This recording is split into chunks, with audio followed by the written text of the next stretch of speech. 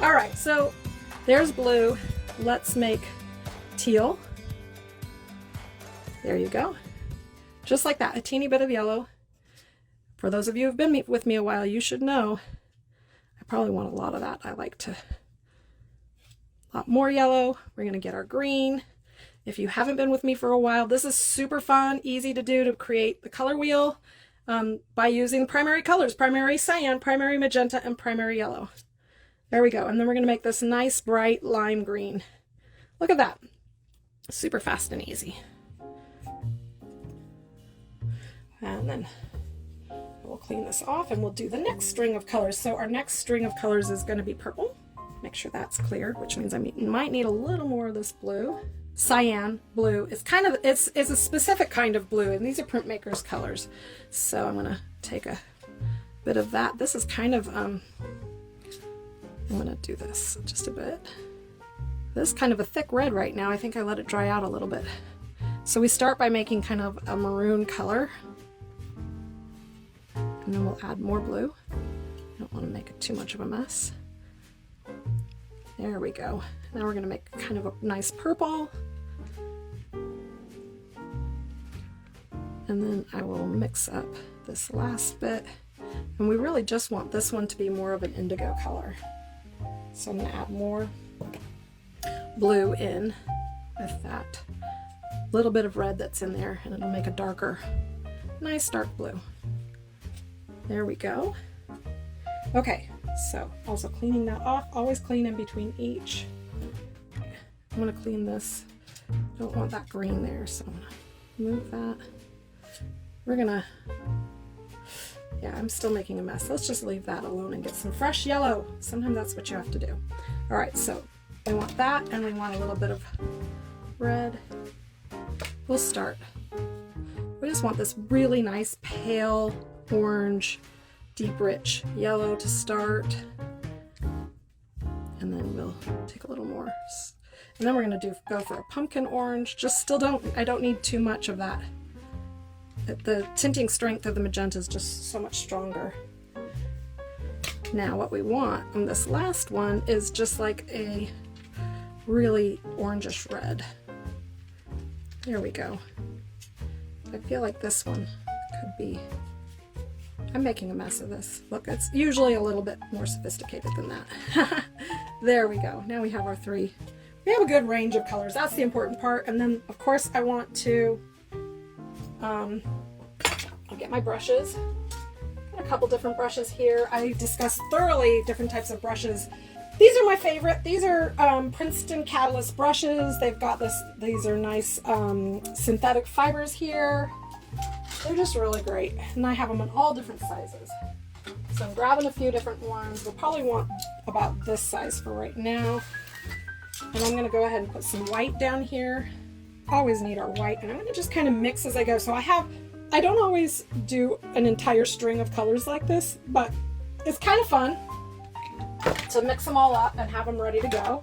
Okay, so when I designed this, I don't know if you can see very well here, but I made a grid and divided it in thirds in both ways so that I could get a good idea of the composition that I made.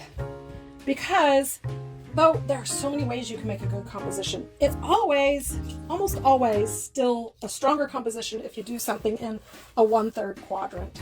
So I already started this one a little while ago. So I'm going to get in here and I'm going to just build on what I already have here. But I think something that I could really use is more yellow. And I love to hold my brush down, and these are very imaginary, for lack of a better description. I have imaginary colors going on here.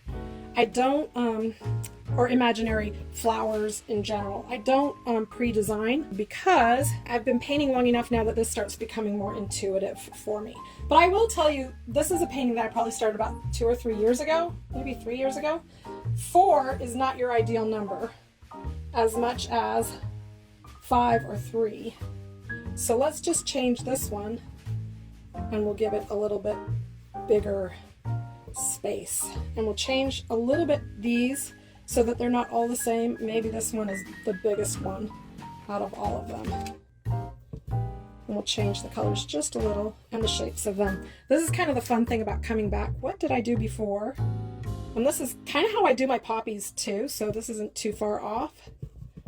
Look at how fun this is as it builds. Now I'm going to make some random marks because we have all this black space, and so we want to like let this bouquet, whatever it is, kind of flow out, right? A little bit more of this yellow. And this is how I build up my colors. So we want some variation in that color there. So if you're going to see where I move in the future with my art, it's going to be a lot more of it, far more abstracted, more muted and desaturated colors, and maybe some more wild and unexpected marks. Like I'm kind of getting in there right now. Like I really love to make my marks and change them up and create these layers until something like weird and different happens. I'm going to make a little bit of a muted color green. So right now, remember I mixed up all these colors. In order to get a less bright green, I'm going to take some of this orange or red and start mixing it in there. And that's how you're going to get a desaturated green.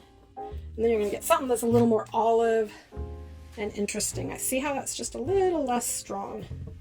Now we're going to start making these marks that tell us that we've got foliage green. It's a lot more fun when you get wild with it. Like I said, hold down here. I want to get some of this darker. Okay, so now what's really cool is if I come up here and I look through the screen of see what you see, I can see more what needs to be done, what mistakes there might be, or how I can like adjust it, and how I can like fill in the gaps of like I can see these marks that I've made. I really like more wild. It's me. I've changed my style so much over the last few years that it's kind of weird to come back into the old me and see what I was doing then and work through that. So that's just not how I do my work quite the same anymore. We change and evolve. All of us do. Even, you know, even after all this time, I don't usually make such bright work anymore. Still a lot of color. I don't know if I'm going to be able to even finish this because there you go. It's hard to finish work when you need a little time to step back and think about it.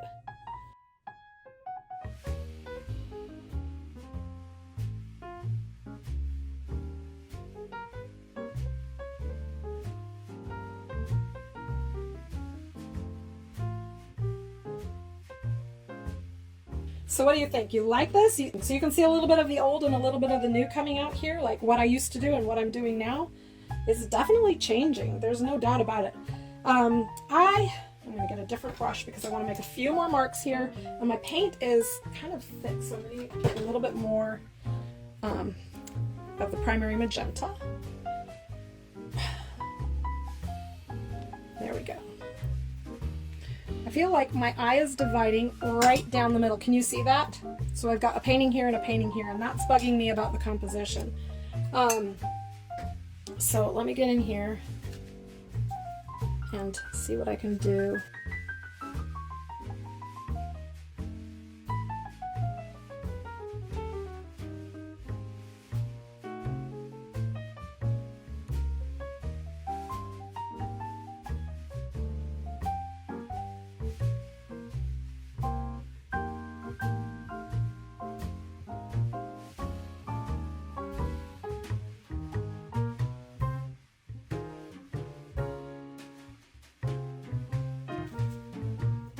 There we go. At least composition, that's starting to make more sense. See, because now I can break up that center.